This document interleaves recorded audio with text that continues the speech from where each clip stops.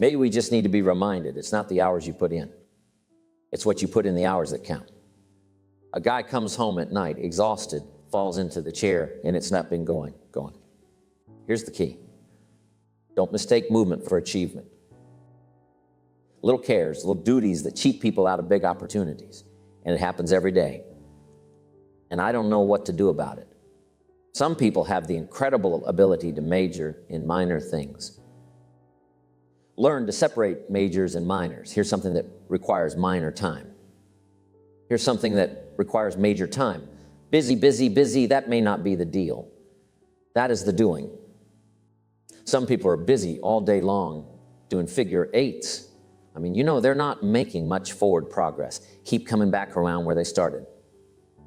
The critical moment in a salesperson's career is when they are directly interacting with a potential customer.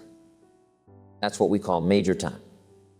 On the other hand, the time spent traveling to meet the prospect or making plans for the meeting falls into the category of minor time. When you're face-to-face with the prospect, that's major time. Conversely, tasks like organizing files on the prospect or contemplating future interactions are considered minor time. It's important to prioritize and focus more on major time activities to maximize success in sales. Here's major time in the presence of. So you've just got to arrange your sales career so that most often you're in the presence of, not on the way to, not keeping books on, not thinking about, not making records for, but in the presence of. When a salesperson realizes they've been investing too much time in less important tasks, it can significantly impact their earning potential. For example, if their potential career income is $200,000, but they've been overly focused on minor tasks, they may end up with only $60,000 earned from crucial activities. While minor tasks have their importance, the key is to prioritize major tasks, especially those involving direct interactions. If you find yourself struggling with certain tasks, it's advisable to delegate them to someone more skilled instead of spending excessive time on them. For instance, if managing your finances becomes a burden, consider entrusting the task to an accountant. This allows you to focus on major responsibilities, ultimately contributing to a more successful and lucrative career. I used to tell myself I'd handle the bookkeeping, but I eventually realized it wasn't the best use of my time. It only cost me an extra $50 to $60 each month to have an accountant take care of it in those days. And I know I'm going to save the $50. But you can't believe what I started losing in productivity because I tried to save the $50. Consistently promising to change without following through can be frustrating. Instead of making unfulfilled promises, it's more effective to organize a plan to ensure the task gets completed. Save yourself from the cycle of promising and not delivering. You can either handle the task yourself if necessary or delegate it to someone else, freeing up your time for more crucial matters. Take a moment to assess your situation and determine if you can have someone cover for you.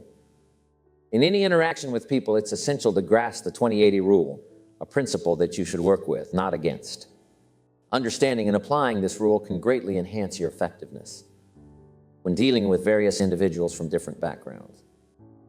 Success is moving in the opposite of the normal negative downward pull. Life emerging from a seed defies gravity. Although gravity wants to pull the seed downward, the soil pulls it down. The seed comes to life, establishes roots, and begins growing. Interestingly, it grows upward against gravity. Success in life, in essence, involves moving in the opposite direction, pushing against challenges.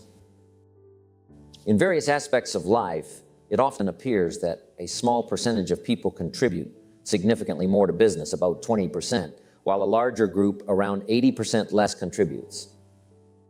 This pattern is a peculiar aspect of life, and while it's tempting to question why, sometimes it's more beneficial to let the obvious guide us as the best teacher. Almost any part, any enterprise, right, whether it's a business or club or whatever, roughly 20% of the people do the majority of the work, about 80%. And the rest, 80%, contribute to a smaller part, so 20%. This is just how things usually work. And it's not easy to change. Here's some key points about this 20-80 rule. It's like there's a force pulling in the opposite direction always. Now, who tends to want most of your attention? It's the larger group, the 80%, whatever group you're dealing with. They might ask, where are the 80? But here's the trick. You need to resist that urge. It's not about ignoring them. It's about being smart and diplomatic. If you want to succeed, you have to do it. You should give 80% of your time to the crucial 20%, and the remaining 20% of your time can go to the larger group. Success is learning to move in the opposite direction of the normal negative pull. Somebody says, so how do you handle that? Well, here's the trick. You need to be smart about it. What I've learned with the 20-80 rule is this: give individual time to the important 20% and group time to the larger 80%. It's like sorting out who needs your attention more. For example, if the 80% is only contributing 20% to the business, I talk to them in groups, but for the high achievers in the 20%, I give them individual attention. Now, who usually wants your individual time? It's the larger group, the 80%, but what you need to do is be diplomatic and move in the opposite direction. You got to figure out how to balance your time. Group time for the 80, individual time for the 20%. Every leader needs some listening time to understand what's happening. In your listening time, give 80% of your attention to the crucial 20% and 20% to the larger 80%. Usually the larger group wants more of your listening time, but you've got to be smart and focus on what really matters. So you just have to learn to be diplomatic, getting in charge, mastering the situation. This is the big challenge. I remember starting some companies a long time ago. I would begin the company, manage everything, but then things changed. Before I knew it, the company was controlling me. Around the second year, I realized, hold on, I used to be in charge, but now I'm not. I used to have control, but now it's controlling. This happens with companies or even your daily routine. The key is to take charge and decide, I'm going to manage my day and not let it get chaotic. It's easy to get distracted by things that use up time, and before you know it, everything is out of control. Guess what? It never ends. This trying to balance your life with everything. Time management might be to step down to something easier that doesn't harass you with the constraints of time. To get into the top 5%, follow these steps. Make a detailed plan for how you'll spend your work time. We call it a game plan. Write down your future activities before you start doing them. When someone asks, what are you going to do in the next 6 months? Don't just talk about it, show them. It's easier for someone knowledgeable to spot mistakes and suggest changes when they see your plan on paper. It's tough to correct a conversation. That's why you should think on paper. Write down your game plan, priorities, and regularly review your goals. This way you can figure out how to use your time wisely. Whatever priorities you're focusing on, I used to be at work thinking about taking my family to the beach. We hadn't gone in a while, and my family really wanted to go. So at work, I kept thinking about the beach. Then I finally went to the beach with my family. I found myself thinking I should be at work.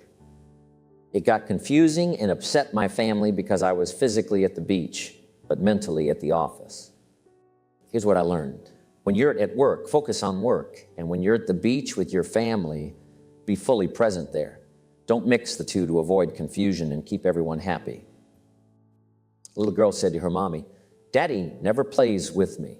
He comes home, he's got this briefcase, and he disappears and works on his papers and tells me to go to bed. And she's trying to explain, listen, your dad really loves you, but he has a lot of work to do. Sometimes he has to bring it home with him. She said, why don't they just put him in a slower group? If you haven't got time for your kids, you should consider a slower group. A guy worked for a company, says, oh, I got to own one of these. Finds out you've now got to work 24 hours a day all around the clock, and you've got to worry about all these people. The guy says, heck with this. I'm going back where I used to be. I played golf 3 times a week and made 3 times as much money as a salesperson equities run on a company. That's the deal. The lesson here is don't force yourself into something you don't like or choose. If you really want to be a millionaire and run a company, that's great, but you have to be willing to work hard for it. It's all up to you. There are no strict rules. There's no law saying you have to focus on something specific. Next, if you concentrate, you'll save a lot of time compared to getting distracted. Concentrating for a short time can be more effective than spending a whole day with distractions. I used to give that illustration. I read this little article in Reader's Digest that said, wherever you are, be there. Concentrate there. I used to try planning my day in the shower, but you know I'm still half asleep, and there I am trying to write a letter. What I figured out is it's better to enjoy the shower. Some business folks are already thinking about work while having breakfast, but it's better to focus on your meal and save work for the office. Wherever you are, be present and concentrate on that moment. Next, learn to say no. Nowadays, in a social society, it's easy to be pulled in different directions with social obligations. People tend to say yes to everything and end up with a super busy calendar. Politely say no when needed. For example, can say, I don't think I can, but if that changes, I'll let you know. Instead of saying yes and then finding ways to avoid it later. One of my colleagues says, don't let your mouth overload your back because it's easy to just obligate. One, to be nice. One, to be pleasant. One, to please. Try just pulled in too many directions. If you say yes too easily and too often, you can end up in a tricky situation. Next, you need to plan your time and protect some of it from being taken away. Set a specific time to deal with problems. We suggest dealing with problems after 3 o'clock. It doesn't mean you ignore them, just put them aside until that designated time. All the calls about problems, return them after 3 o'clock. What usually happens is, if a problem comes in at 9 o'clock and you say, okay, I'll handle it after 3, someone might call back before 3 and say, don't bother calling, we've sorted it out. If you take the call right away, you end up spending more time than needed. No matter how good you get, you're still going to make some errors in judgment. Before you start talking a lot or giving a long talk, learn to ask questions.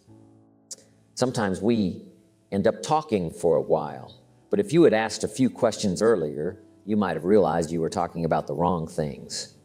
It's important to ask questions first to make sure you're discussing the right topics. Time is the mysterious material that makes everything happen. With it, you can do anything. Without it, nothing is possible. Every day, you get a magical gift of 24 hours. It's like a purse filled with the raw material of the universe for your life. This time is yours and is the most valuable thing you have. No one can steal it from you, and everyone gets the same amount, no more, no less. In the world of time, there's no difference based on wealth or intelligence. Even if you're a genius, you don't get an extra hour a day, and there's no penalty. You can use your time however you want, and it won't be taken away from you. The best part is you can't go into debt with time. You can only use the moments that are happening now. Tomorrow is waiting for you, and you can't waste it in advance. You have to live each day with the 24 hours you get. From these hours, you have to spend time on your health, pleasure, money, contentment, respect, and the growth of your immortal soul. Using your time wisely is super important and very relevant to your life right now. If one cannot arrange that an income of 24 hours shall exactly cover all proper items of expenditure, one does muddle one's whole life indefinitely. We shall never have any more time than we have, and we have always had all the time there is. We've all been given the same amount of time. I remember realizing that both rich and poor people have the same 24 hours a day. It struck me as a fascinating discovery. I thought, if they have the same time, what makes them different? And here's what life is all about, discovering the difference. Life is not just the passing of time. Life is a collection of experiences, the frequency and the intensity of experiences. Life is all about gathering experiences. Don't get stuck wasting time. Watching TV isn't necessarily a waste. There's good stuff there. But don't rely only on it for your life experiences. Don't miss out on the game, the show, or the performance. In the time away from your labor, in the time away from your commercial obligations, your commercial work, engage in all of this stuff. Make sure to collect experiences every day and every week you can. Let those experiences influence your work time, selling time, recruiting time, and the time you spend building something or creating a business. Don't keep putting things off for later, saying, I'll do it soon, I'll do it soon. Instead, make it part of your life now. That's what we call a good life. Spend time with your family and the people who matter to you, planning your life with them in mind. Take breaks, recharge, and grow outside of your work or business. When you return to your work after taking this time to balance your life, you'll notice that things will go much better on the job.